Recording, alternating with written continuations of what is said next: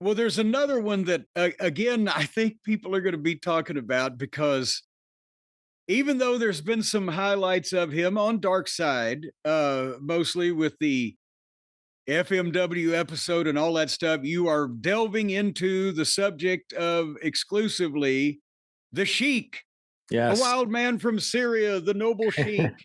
Yep. And just again for the footage and the pictures and the stories alone, I'm loving this. Anytime the Sheik can get on TV, we've seen enough of the rivalry between Stone Cold and the Undertaker on Yeah. Raw from 1999. Right. Give me some Sheik on national TV in 2025.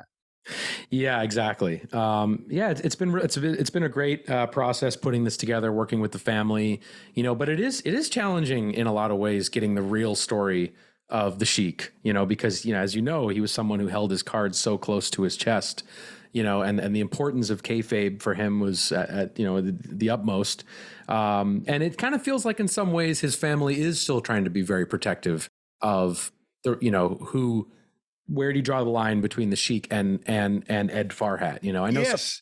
Oh, hey, since I've been doing this podcast, I've heard on social media, I think it was a few years ago, that his son, Captain Ed George, was offended that Jim Cornette and on his show said that the Sheik used razor blades. There you go.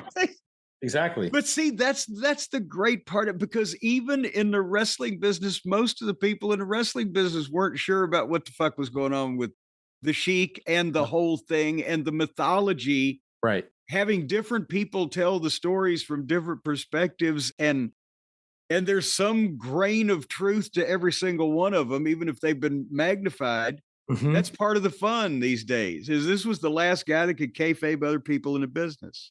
Exactly. And, it was challenging to produce in many ways because a lot of his contemporaries have passed on. There's not a lot of people around from his, the height of his powers.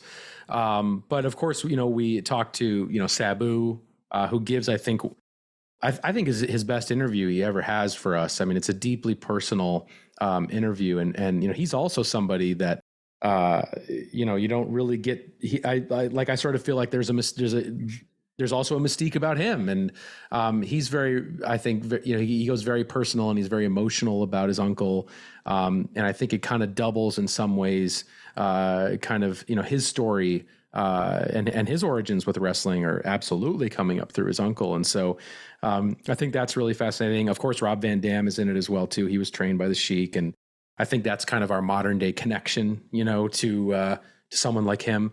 But yeah, it's a fascinating look at the creation of this character, and the dedication that he had to his craft. And of course, it was something that was very difficult, I think, for him to let go of. When his time was quote unquote up. I mean, he pushed the envelope at a especially with what he did in FMW and WCW, well past his prime, shall we say. Well, he was a star, a superstar so late Yes. because Right. he was a star in the 50s, but he didn't get to be a superstar until he got a hold of Detroit in the 60s and featured himself and had Toronto.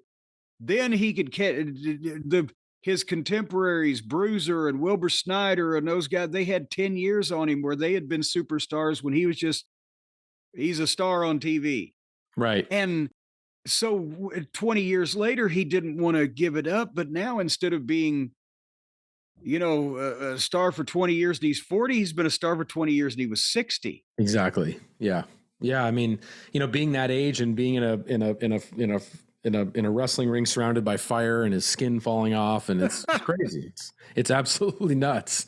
But And, yeah. there's such, he had such drive to be himself and do what he did for so long, and we've made that one in Bruiser's territory right next door to it an example here on the show so many times of wrestling promotions that just aged out because Right. the top guys were still the top guys.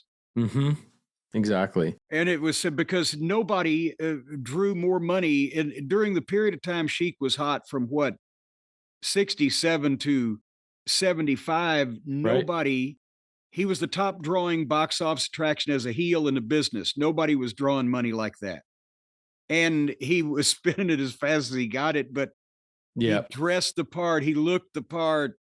He went to Los Angeles and main evented the Olympic Auditorium so he could have his suits made. Hmm. The whole thing, it's an incredible story. It is. It is. Yeah, I'm very excited for people to check that out. Definitely. And but there are, like I was saying, like Brian Solomon put out that great book, about the Sheik semi recently, and you can imagine sort of the challenges he had too in terms of separating fact from fiction, I guess, or trying to find the real story of the real person, Ed Farhat. And I do want to put it out there. I might as well. I mean, we always work on these episodes up until the very end. Like we're locking them the week before they air usually. So if anyone out there, any collectors have any, interviews with Ed Farhat that have been done over the years, man, we would love to get our hands on that if that exists. Boy, howdy. That would be like the Lost Sea Scrolls, wouldn't It it? would. I've heard rumor of a few, but I have not seen any of them. So, But I'll tell you, my favorite Sheik story, real quick, is that Sheik and Dory Funk Sr. were very close. They'd had a business relationship going back, years and years, where Sheik used to spend lengthy times in the West Texas territory, even after he owned Detroit, because he'd go right. in and work for Funk Sr. and he knew Dory Jr. and Terry. And so when the Sheik's territory in the late 70s had fallen on hard times in Detroit, Dory and Terry came in and worked with Sheik and Abdullah, this program with the blood and the violence to get the thing up. They were throwing everything out there they could, doing it, boom. And finally, they draw a house one night in Nakobo. But it's Hmm. not sold out, but it's not like the glory days, but it's at work. And Terry said he was sitting there going, Junior, we're finally going to get a payoff for this thing. And that's when Captain Ed George, the Sheik's son, ran in and said, they've robbed the box office. Because as much money as Sheik gave to down and out wrestlers when he was on top of the world, and he gave guys bookings and gave guys jobs and spent money like water, when the territory was down, the box office got robbed a time or two that year, I think. That's amazing. Yeah. And that's another thing. Captain George tried to deny. Terry told me that to my face, and it's been confirmed by. I won't mention. He still lives in Detroit. They might put a hit out on him up there, but a friend of mine. But There you nevertheless, go.